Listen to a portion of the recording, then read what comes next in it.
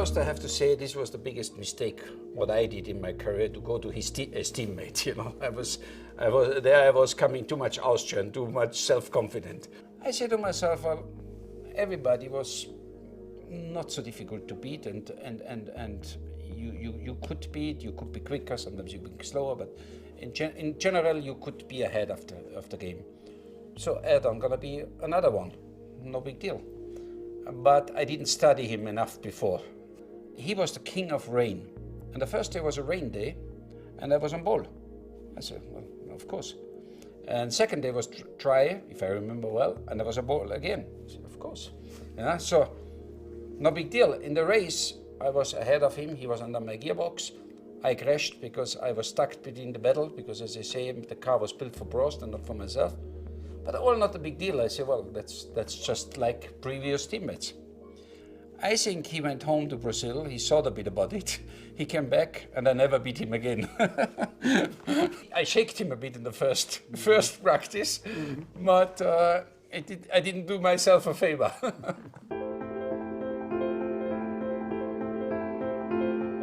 But now this all sounds funny and nice, but the reality was different. The reality was hard work, high competition, and of course I know that we're gonna be friends, or we are friends, but in the end of the day we have to compete each other. There was a couple of times I've been faster than him, I've been better on the day than him.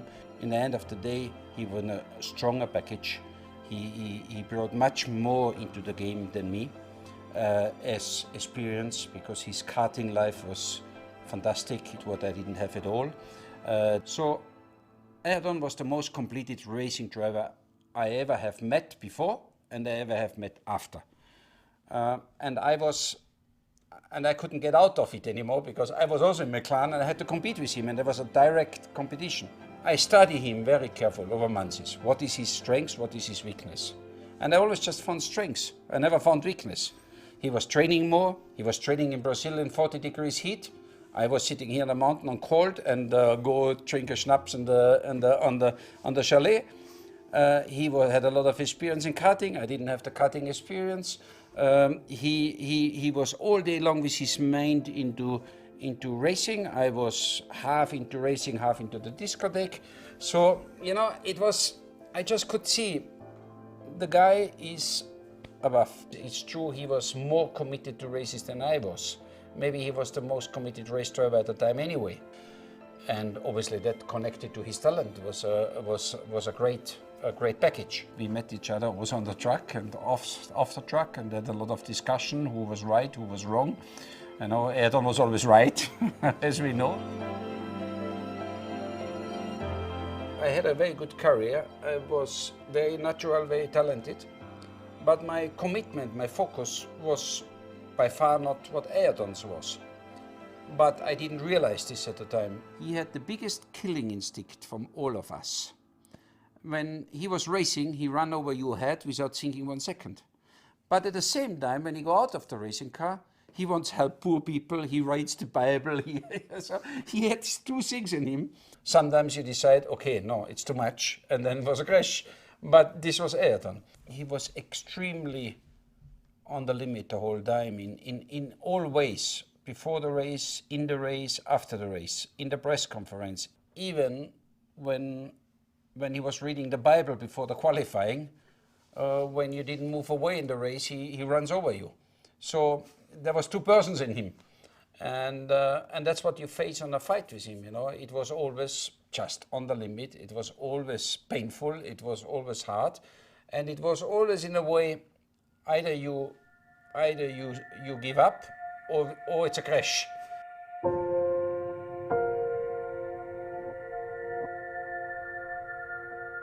We had difficult times with Ron in discussions and negotiations, but at the same time we had a fantastic family around us with Monzo Oshie, Kati Oshie, Ron Dennis, Lisa Dennis, the whole Joe Ramirez, the whole mechanic group, really top class.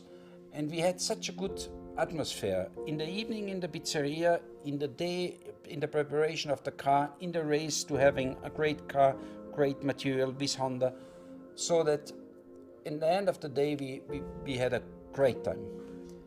we got such a strong relationship so that we exchange also even sometimes details of contracts, money and things. And we had a good laugh about Ron Dennis when he was negotiating, and he told me in which way, and I told him what I have, what I would do, and so he always put everything together perfect. He was the first one that realized that Honda gonna stop. And he told me already long time before, Ron Dennis knows. So I think Ayrton was even before McLaren knowing that Honda gonna drop out. And that was clear for me that a good moment to go, and I was in discussion with Ferrari. And I remember well, he said to me, Gerd, go to Ferrari now. You sort out a little bit already. I stay another year in McLaren, I think it was with the Ford engine then. And then I'm coming with you to Ferrari. And I say, yeah, great, but I thought, no, not to me, never anymore. We stay friends, you there, me there.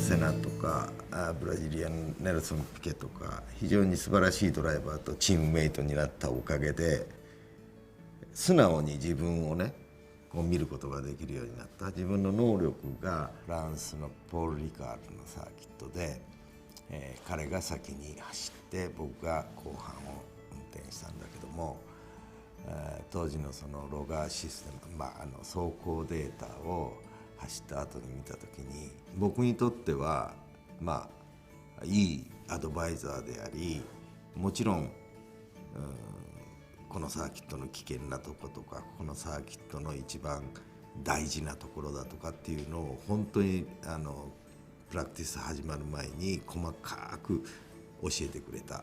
すごく1年目にして助かったって感じですね。見えてからなんかすることができても見えないところに見えたように走っていくっていうのはなかなかできないと思うのね。そこがやっぱりちょっと違うところだなっていうのを思いましたね。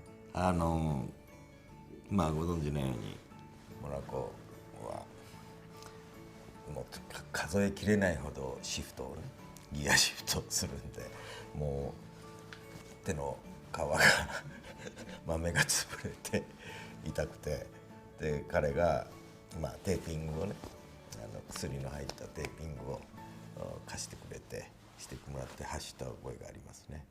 をした挙句の上での事故が多かったかもわからない。僕は自分の失敗が事故につながったような、そういう大きな違いなんじゃないかなと思いますね。僕も彼のいろんなこうデータを見てやろうとは思うんだけどもやっぱりできないことが多くて、挙句失敗して当たったりはしたんだけども、彼とコース上で行き合うのは僕がラップダウンする時なのね。だからミラーから来て後ろ姿を見るっていうのがほとんどよくあったんだけども、自分も少しは速く走りたくて少しでもっていうのはあったんだけども、なかなかやっぱりこれはもう持って生まれたものでできることとできないことがあるってことを自分は年も年齢もねかなりいってたんで理解した上で少しでも上のポジションをっていうふうに思ってたんで、やっぱり彼とのその自分の違いっていうのは十分理解できましたね。彼がブラジルでまだ勝ったことがないのかな。もうとにかく母国のグランプリでトップを走って僕をラップダウンする時に来た時に、もちろん避けたんだけども避けた側が一緒になって、彼が優勝を逃したっていうのが一番コース上で行き合った思い出かな。サーキットで会った時にね、その日はもちろん早く自分はサーキットから逃げたかったんで次のサーキットで笑ってね握手してくれたんで。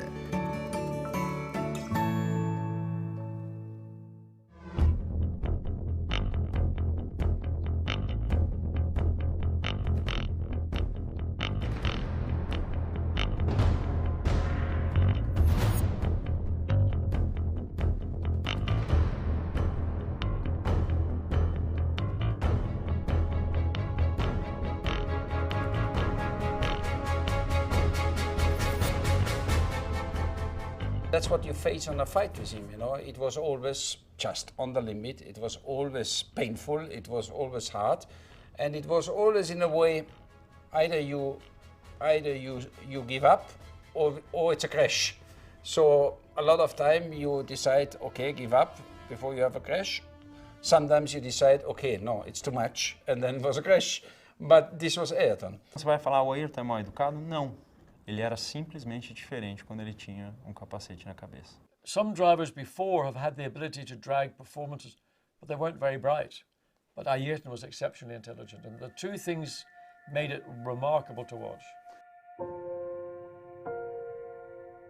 The Adelaide one, I think this was after he was so angry, wasn't it, with the FIA? And I know the team were asking him to slow down, slow down. The conditions were impossible. The lap before, I'd spun on the straight in top gear, in sixth gear. The next lap, I'm going more carefully in fifth gear because there's so much water. And the next thing is I saw Senna coming past me. I felt a knock. Senna came past on 3 wheels and his team was still screaming at him to slow down. It was just a mistake by him. I was running just ahead of him in the Ligier. We were going very well running. He was thinking for the championship. I was thinking of having a great day at Monza for Ligier. And I think I've seen some onboard footage where he's adjusting the brake bias. And I think he looked up and realised he was too close to the braking zone for the second chicane. And Ayrton, being Ayrton, realised he was going to have a big accident, so he shared the accident with me. He hit me so hard, I went and but so he minimised his impact using me. And it was quite a strange experience, actually, because he came running over because he thought he'd injured me, and he was very concerned. He came running to my car, and I'm watching him coming to my car, and I'm thinking, if Ayrton's going to be angry with me, then he's going to hear about that from me, because that was 100% his fault. But actually, he was running over to see if I was okay. And as soon as he established that I was okay, his mind changed to World Championship, because Prost was now leading the Grand Prix. And we stood watching the racing until we got a scooter back to the pits.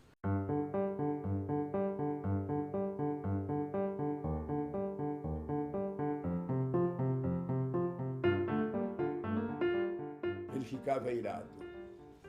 E ele falava comigo assim, mas olha, não, eu realmente não entendo esses jornalistas. Porque como é possível ser precipitado? E tem que eu não faço a tal da negociação da ultrapassagem, esperando a melhor hora. Ele falou, ultrapassagem não tem hora. Se eu vou esperar chegar uma reta, eu vou ficar lá atrás com o Prost. Se eu estou na frente, é porque a hora que eu chego eu passo. Eu não sou precipitado. Eu passo na reta, eu passo na curva, eu passo em qualquer lugar. Porque a hora que eu vou passar, Nuno, eu olho, tem um espaço para passar uma jamanta, e os caras acham que eu estou dando casquinha. But that was the strange thing about Ayrton, because he would be so aggressive with you on the track, as we saw with Prost, as I saw in F3, as we saw many times, so aggressive. But if a driver was injured, he'd be the first guy to stop, get out of the car, and run back to see if everything was okay. And somehow these two things don't always seem to fit together to me. So he was very compassionate in one way, and in another, he was so aggressive. And it's really strange.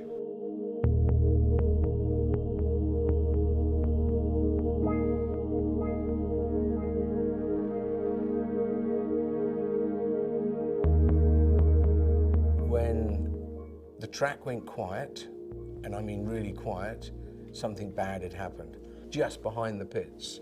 So I ran out onto the track to see if there's anything I could do. By the time I got there, Nelson Piquet had moved his car on the side to shield him because Martin was in the middle of the circuit. And when I got to him, he was dead. I mean, for sure, he was not breathing, he was blue. Professor Watkins arrived, and I saw something that was really extraordinary, because when Professor Watkins normally arrived at an accident, He's gentle, he's looking in your eyes, he's talking to you, he undoes your helmet very gently and softly. But as soon as he arrived with Martin, he knew he had a few seconds to save this man's life. And he just moved him, beating his chest, cut off his helmet, pulled it off, and brought him back to life. Pulou o muro, foi lá, foi chamado a atenção, ele não podia entrar naquela sala de médico, mas ele quis saber. I went to the medical center to obviously see my teammate, and Ayrton was already there. Ayrton cared. He really cared about other drivers. He was emotionally involved with what happened. He was crying, he had tears, and he was emotionally charged. And that was strange for me because I thought Ayrton was hard. I thought he was harsh. I thought he was beyond that kind of emotion. But the emotion was just pouring out of his body. Ele gostava de ir fundo, como querendo racionalizar os acontecimentos que muitas vezes não são possíveis ser vistos sob essa foto, essa ótica física, matemática. E ele queria saber os detalhes do porquê que aconteceu aquilo. Ele queria aprender. Immediately after the accident, he went out and went faster than ever. But I asked him if he had to be brave to do that, and I actually timed it, was like 37 seconds while he thought of it, and his eyes were welling up, and he was, barely in control of his emotions. And he just said, I didn't know how fast I could go or how slow. And it was like the ultimate test of himself, having seen Martin. He's put himself to the test of looking at this horrible incident and then to another one completely to see, can I still do this? And I thought that was fantastic, and I can't think of any other driver I've known who would actually do that. He told me not to race. He said the car was dangerous because 2 races before at Monza, I had the same problem and went upside down and ran in a spare car. He told me not to race. We decided when I went to sleep that night that I was not going to race. Arrived at the track the next morning, and my mechanics had worked all night and put some titanium strengthening pieces in this thing that kept on breaking. It was a very difficult time for them. They could have lost their sponsor if I didn't race. 2 cars not racing at Jerez would have been a bad thing. And I said to my mechanics, is this car safe? And they said yes, and I raced. My family went home. They didn't want to be a part of it because they thought I was crazy. And I have to say, it was one of the bravest things that I've ever done, was to get back in that car and take that corner, which was flat, after qualifying. So I think I qualified 9th, I think, somewhere like this. He come up to me and he patted me on the back and he said, very brave.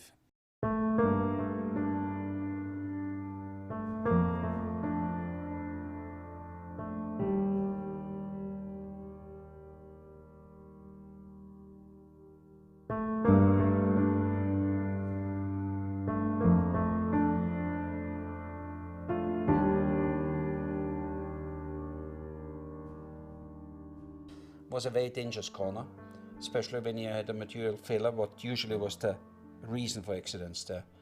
And I had a very, very bad accident there. And when I was in the hospital, Ayrton called me. I have to tell you, this corner is bloody dangerous. We have to change something there. One day somebody gonna die there. And he says, yeah, you're right. I say, next time when we're in Imola, we go and have a look and see how we can move this wall.